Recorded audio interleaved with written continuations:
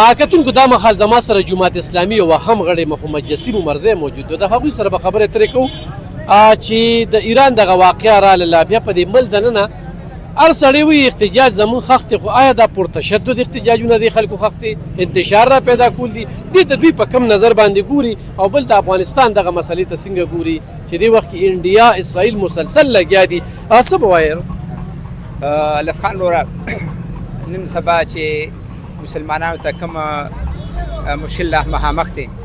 او کوم ظلم زیاتې د ایران سره شروع دي، یعنی د دې نه مخکې ایران مذاکرات شروع کړل او مختلف ملکونو وی چې یاره مذاکرات په ښه طریقې سره مخکې روان دي او امید دا ده چې دا مسله به بغیر جنګه په ښه طریقې سره حل شي. خو چونکې اسرائیل او امریکا دا نه غواړي چې یو اسلامي ملک ته هغوی ته ودرېږي. دې وخت کې ایران یو داسې ملک و چې په ټوله دنیا کې هغوی په حکم دی کې چې مسلمان باندې تکلیف نو هغې دپاره یوازې اوچت کړی دی، خصوصا د فلسطین په حوالې سره هغه یو جاندار موقف پیش کړی دی. نو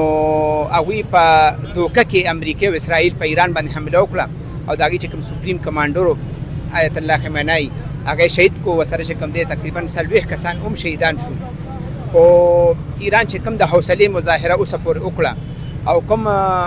په ډاډ باندې لګیا دی د امریکې هغه بیسز اولي، جهازونه اولي، د اسرائیل کوم دی ښارونه اولي، نو دا د دې خبرې ثبوت دی چې ایران یو منظم قوم دی او هغوی چې کوم دی د دې مخکې نه تیاري کړې ده او موږ دا وایو چې په دې موقع باندې ټول مسلمانانو ته د ایران مرسته پکار ده. د هغې وجه دا ده چې لومبې د اسرائیل چې کله جوړ شو هغه هم غیر قانوني جوړ شو، دې مسلمانانو پې خاموشي اختیار کړه، بیا په فلسطین باندې راغی، بیا په عراق باندې راغی، بیا په شام باندې راغی، اوس د ایران نمبر دی. نن زموږ دفاع مضبوطه نه وه نو دا حالات خو موږ ولیدل دلته په ملک دننه زموږ په دفاع پسې په فوج پسې دا کمې مسخرې کېږي. څه وایي؟ ګوره موږ خو الحمدلله پاکستان د ناره باندې حاصل شوی چې پاکستان مطلب لا اله الا الله محمد رسول الله دی او د دې حفاظت چې دی دا زموږ د ایمان حصه ده او دلته پاکستان الحمدلله اوس یو څرګنده قوت دی په دفاعي لحاظ سره هم او په هر ځای کې خپله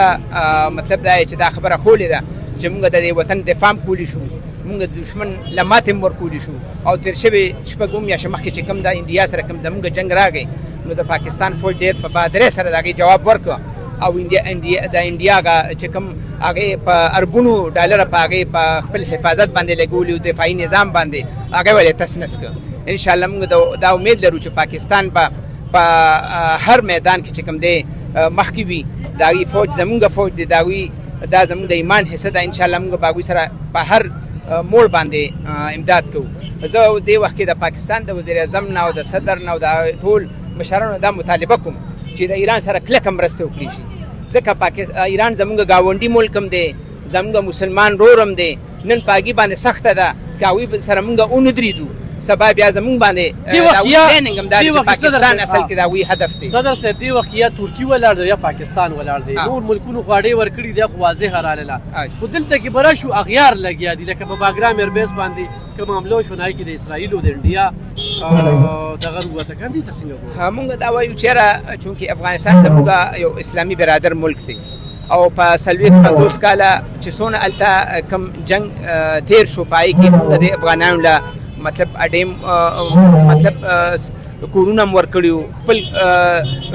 کلي مو ته خالي کړي وو، کورونو کې مو له ځای ورکړی وو، خپل هسپتالونو کې مو له ځای ورکړی دی، خپل سکولونو کې مو له ځای ورکړی دی. یو 50 کاله محنت نه پس یو داسې حکومت راغی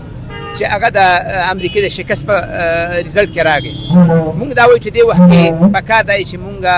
ښه خلک هم رامخکې کړو چې کوم د روغې جوړې خبرې کوي. موږ دا د دې سخت مذمت هم کوو چې د افغانستان نه د خلک راشي او پاکستان کې دهشتګردي کوي. موږ چېرې هم د دې اجازت نه ورکوو. ورسره موږ وایو چې یاره چونکې دا ملکي مسلې دي، د قومونو مسلې دي، افغانستان د مسلمان رونه دي، نو پکار دی چې موږ هغه خلکو سره خبرې اترې وکړو چې هغې په وجه باندې چې کوم دی په دې کې امن و امان جوړ شي، ځکه هغه طرف ته مسلمان دی او پښتون دی، دې طرف ته مسلمان او پښتون دی، چې کوم جګړه کېږي نو د هغې تاوان همدارې کوم دوی ته راځي.